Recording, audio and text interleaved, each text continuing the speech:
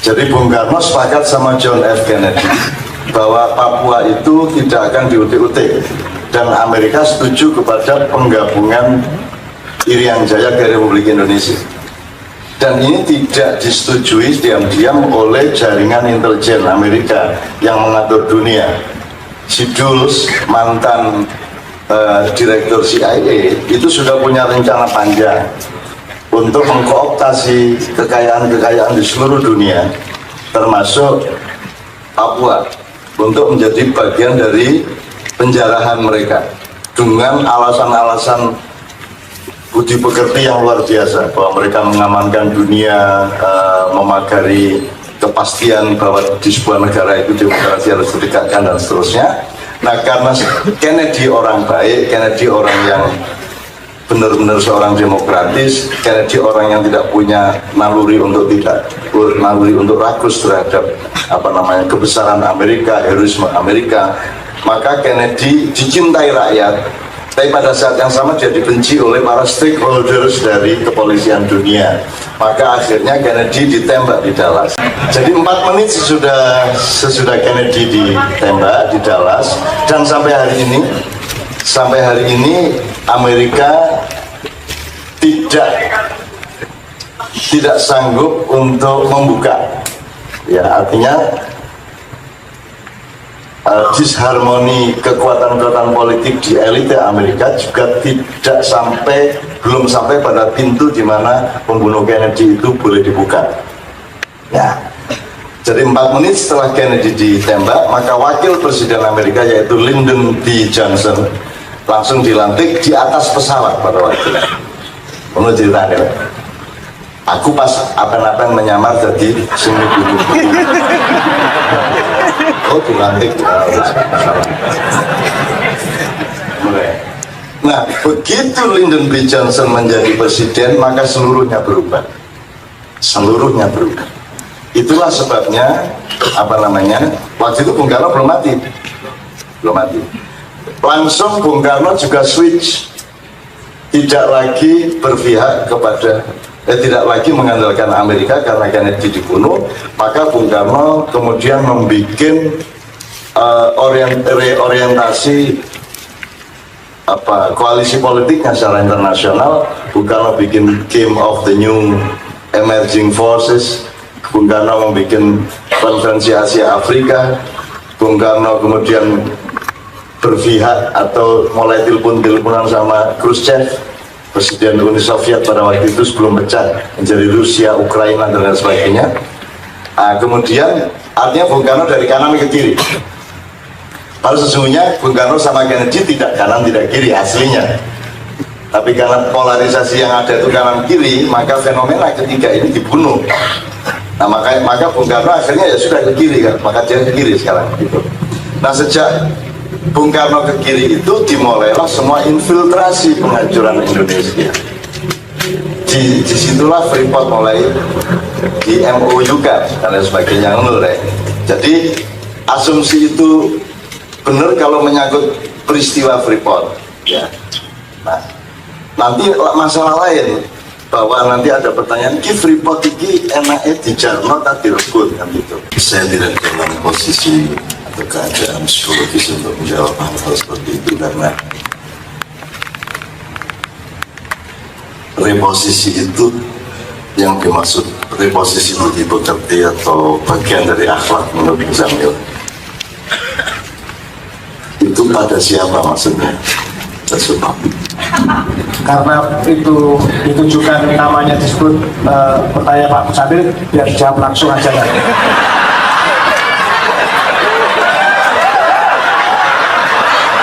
Ya, jadi saya ulang pertanyaannya. Singkok karep mereka nek repot misalnya ono truk rada peyok akhirnya terus mari ngono direposisi agar sing peyok itu latih truk kan. Nah, sekarang reposisi moral yang Anda maksud itu di siapa? Bangsa Indonesia, pejabat, pemerintah, atau di awakmu, di awakmu. Kalau itu terjadi, yang Anda maksud reposisi itu adalah pada orang yang kita gaji ngurusi Indonesia, atau orang atau bangsa Indonesia secara keseluruhan, atau pada Anda reposisi ditujukan pada siapa gitu maksud saya yang dimaksud.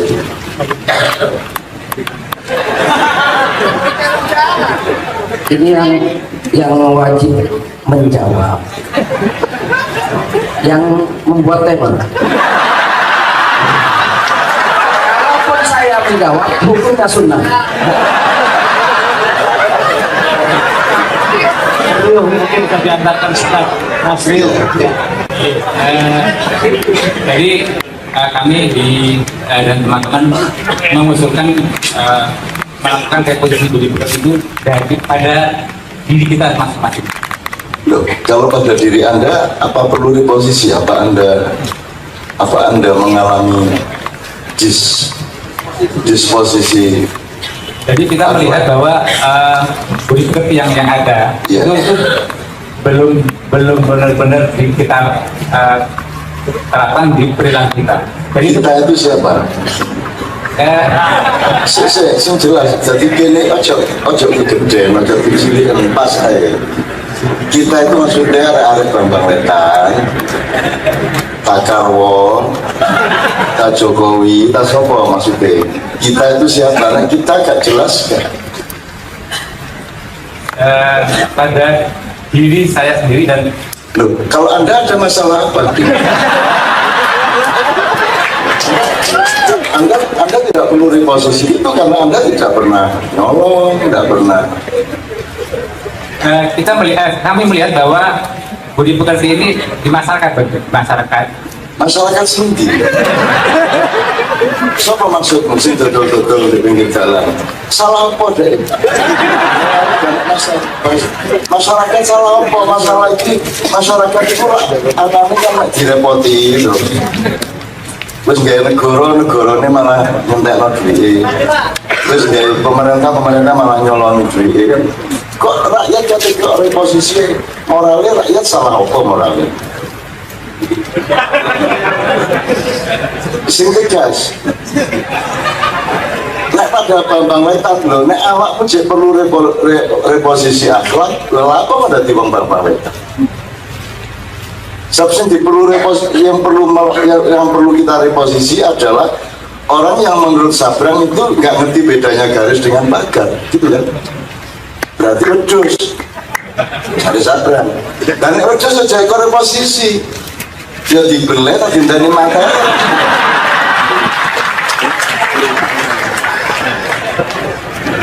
Tapi yang jelas, kalau pada Bambang Wetan nggak perlu reposisi, nggak ada masalah. Anda adalah orang-orang yang diamanati Tuhan untuk pada saatnya nanti Anda yang pegang negara ini. Karena Anda orang yang terpilih, sehingga Anda punya kemampuan memilih dirimu sendiri. Dan tidak ada orang yang tidak terpilih kalau mau datang ke Bambang Wetan tidak dapat apa-apa, tidak ada janji apa-apa, gitu. Tidak dapat laba apa-apa, tapi Anda mau berjejal di sini sampai esok. Itu hanya ada dua kemungkinan. Orang yang dipilih oleh Allah memiliki nurani yang sejati, tidak perlu reposisi apa-apa, memiliki akhlak di dalam dirimu, memiliki akal sehat di kepalamu. Itu kemungkinan pertama. Kemungkinan kedua menggendong. Loh apa meneng-meneng belum kok kayak gini? Wayai kelon. Ya. Jadi reposisi itu penting untuk mengingat-ingat saja. Tapi kalau untuk aplikasi sing di nek wedhus apa tidak posisi hanya harus wedhus. Kan gitu. Ayo sing di Mas. Sing sampe nek diri Anda sendiri mau aku reposisi. Wong bener-bener tak owah temen sampean itu. Jadi alurnya dari ini dan bahwa Indonesia bagian dari makhluk dan kita melihat bahwa apa yang bisa kita lakukan Indonesia adalah memetakan apa yang bisa diperbaiki oleh Indonesia. Dan salah satu dari itu adalah bahwa kita melihat budi pekerti ini sudah semakin jarang itu jelas, sudah jelas. Yang tidak memprimerkan budi pekerti adalah orang-orang yang kira-kira merupakan potensi pertama dari yang harus mengalami reposisi itu. Perkara yang melakukan reposisi Anda atau siapa nanti dulu.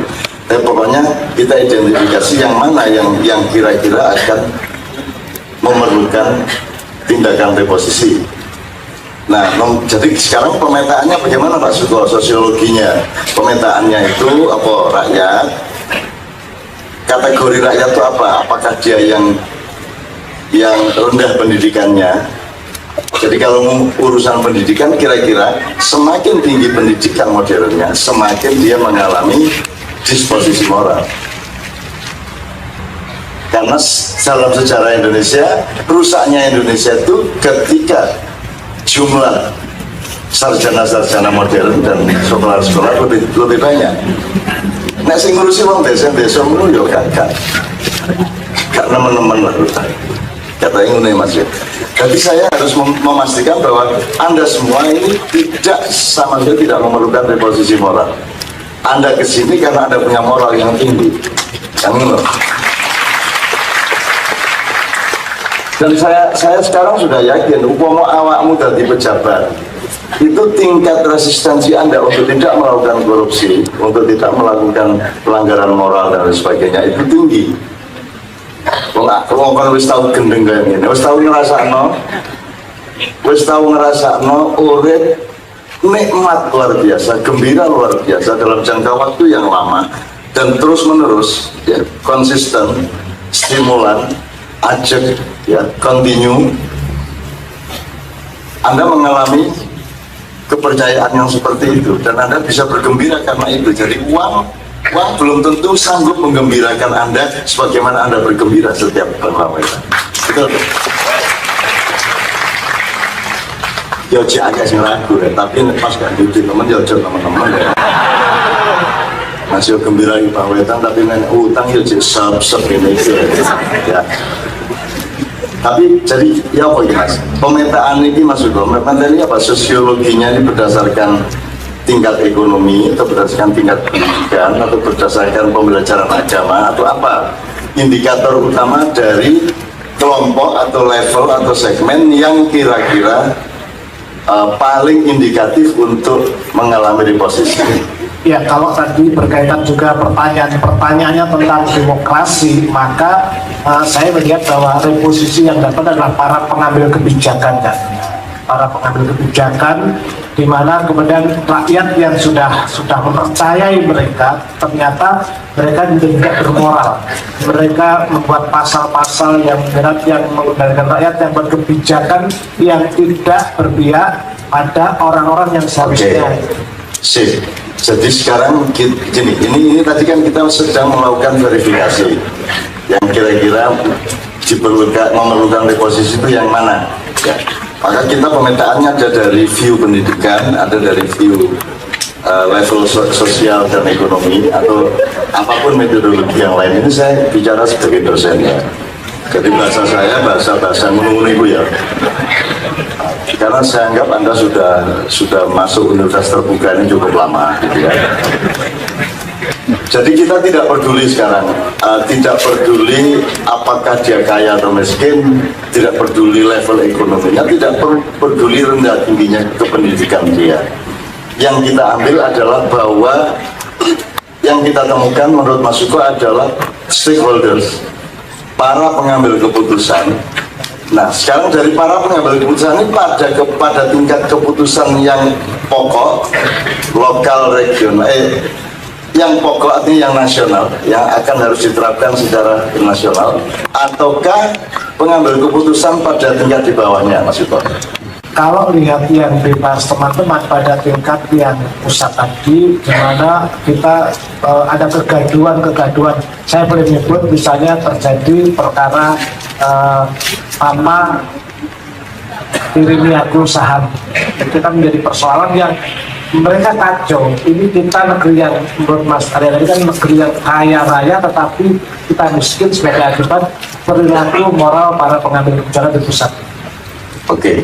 Sekarang gini Mas, sekarang mari kita lihat akselerasi dari pengambilan keputusan selama katakanlah 2 era 3 era yang kita harus tahu sejak kapan ini bocore iki dadi jebol.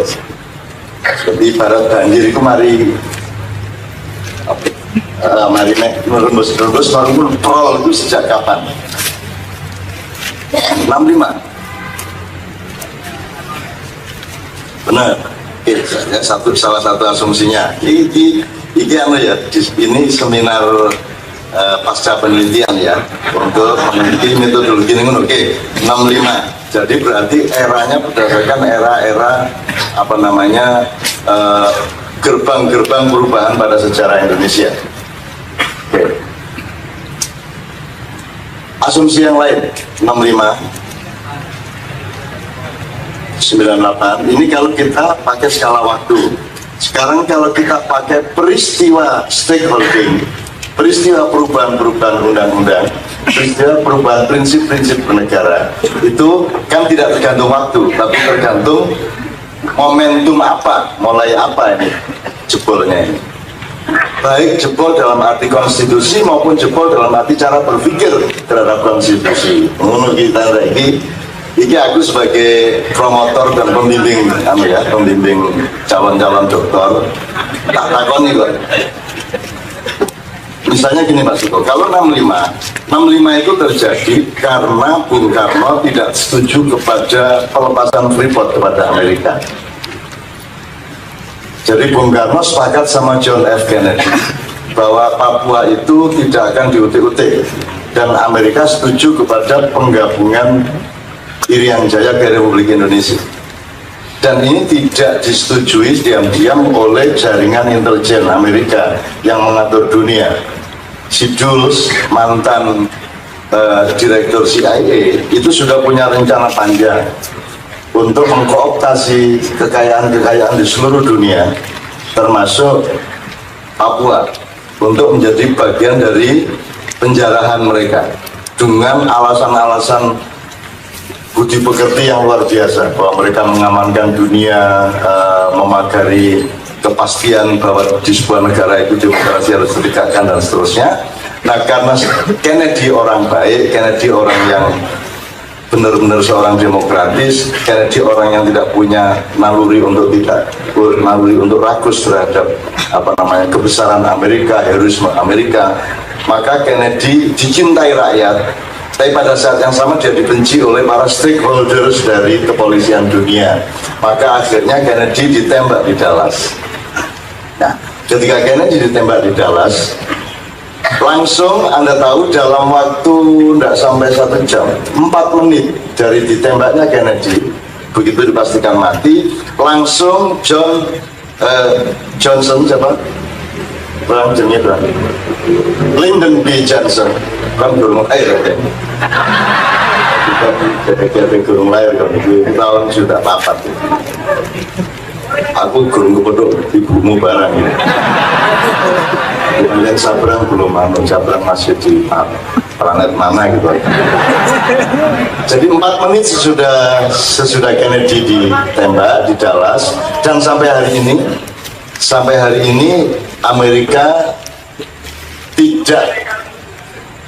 tidak sanggup untuk membuka, ya artinya disharmoni kekuatan-kekuatan politik di elite Amerika juga belum sampai pada pintu di mana pembunuh Kennedy itu boleh dibuka. Ya, jadi 4 menit setelah Kennedy ditembak, maka wakil presiden Amerika yaitu Lyndon B. Johnson langsung dilantik di atas pesawat pada waktu itu. Menurut ceritanya, aku pas apen-apen menyamar jadi semi dulu. Oh, dilantik mulai. Nah, begitu Lyndon B. Johnson menjadi presiden, maka seluruhnya berubah. Itulah sebabnya waktu itu Bung Karno belum mati. Langsung Bung Karno juga switch, tidak lagi berpihak kepada tidak lagi mengandalkan Amerika karena Kennedy dibunuh. Maka Bung Karno kemudian membuat reorientasi koalisi politiknya secara internasional. Bung Karno bikin Game of the New Emerging Forces. Bung Karno membuat konferensi Asia Afrika. Bung Karno kemudian berpihak atau mulai teleponan sama Khrushchev, Presiden Uni Soviet pada waktu itu sebelum pecah menjadi Rusia, Ukraina dan lain sebagainya. Kemudian artinya Bung Karno dari kanan ke kiri. Padahal sesungguhnya Bung Karno sama Kennedy tidak kanan tidak kiri aslinya. Tapi karena polarisasi yang ada itu kanan kiri, maka fenomena ketiga ini dibunuh. Nah maka Bung Karno akhirnya ya sudah ke kiri kan, maka dia ke kiri sekarang gitu.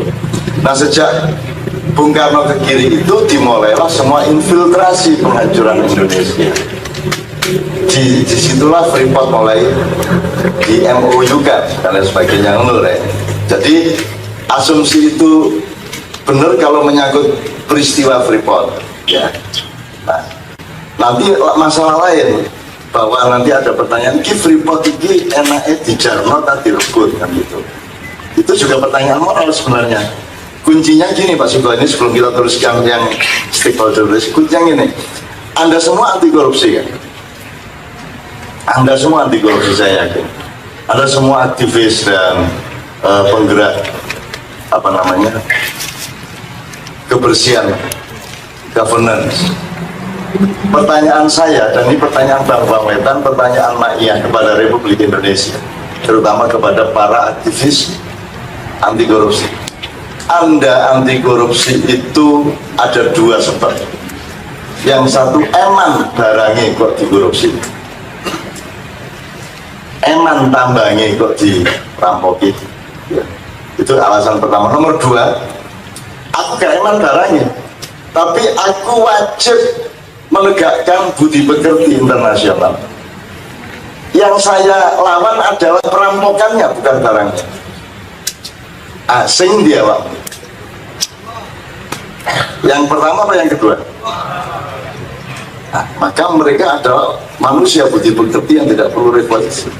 Tapi kalau Anda tanya kepada para aktivis di luar sini, kalau Anda tanya kepada semua wacana yang ada di media apapun selama berpuluh tahun ini, yang pertama mereka.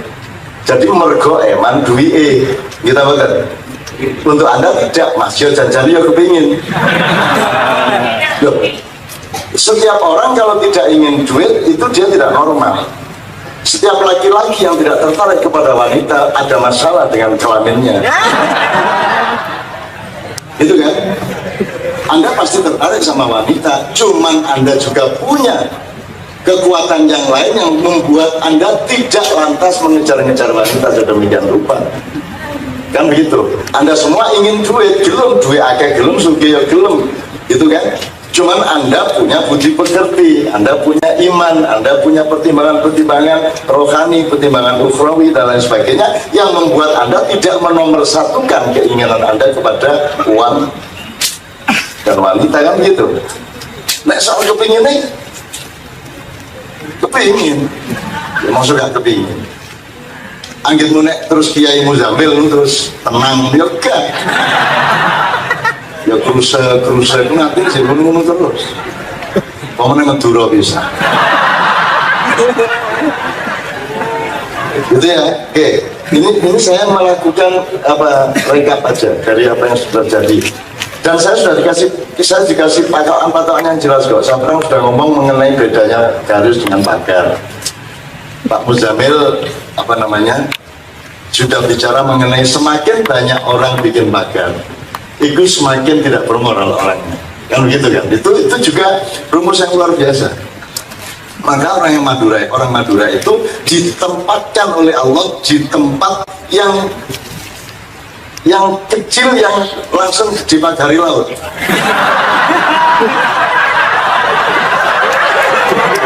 Kalau sejak semula orang Madura dibiarkan campur di pulau yang lebih besar, itu berbahaya. Maka dikurung dulu di pulau kecil, dikasih tanah yang kering gitu. Itu supaya sekarang orang Madura menjadi orang yang akhlaknya lumayan. Kenapa? Karena asal usulnya mereka miskin. Jadi tambang ya ono, saiki ono, ya ternyata biyen gurung. Selama orang Madura membangun akhlaknya, itu mereka belum tahu bahwa mereka punya banyak tambang. Dan itu alhamdulillah. Dan yang paling bagus adalah selama hidup tidak pernah tahu bahwa ada tambang di bawah buminya, kan gitu. Sing apik ngene iku. hancurnya manusia ketika Anda mulai tahu di sini ada emas, di sini ada tembaga, di sini ada minyak, di sini ada gas, di sini itu mulai Anda hancur karena Anda tidak kuat menyangga dunia. Karena Anda terlalu sebentar hidup ini, memang ngombe. Ya, terlalu sebentar hidup dan Anda tidak cukup matang untuk bisa menyangga, digodok oleh dunia, Anda tidak akan kuat. Maka sebenarnya lebih baik kita itu miskin, lebih baik kita itu tidak ngerti bahwa ada emas di bawah tanah kita, di bawah rumah kita. Itu akan lebih tenang hidupmu. Seperti orang Korea lebih tenang, maka mereka dagangnya objektif kemana-mana, meskipun nakal juga gitu ya, tapi mereka kerja kerasnya luar biasa. Nah gini guru menyambut gawe wis seru nek ngisor iki ana harta karun iki lho. Wis akhirnya nyambut gawe gak tenang, urusannya pengen yo apa royokan harta karun iki lah ngono. Akhirnya kan diakali karo RT, diakali karo tonggo, diakali karo dayo lah ngono. Maka habislah Freeport, habislah 1000 tambang yang lain itu.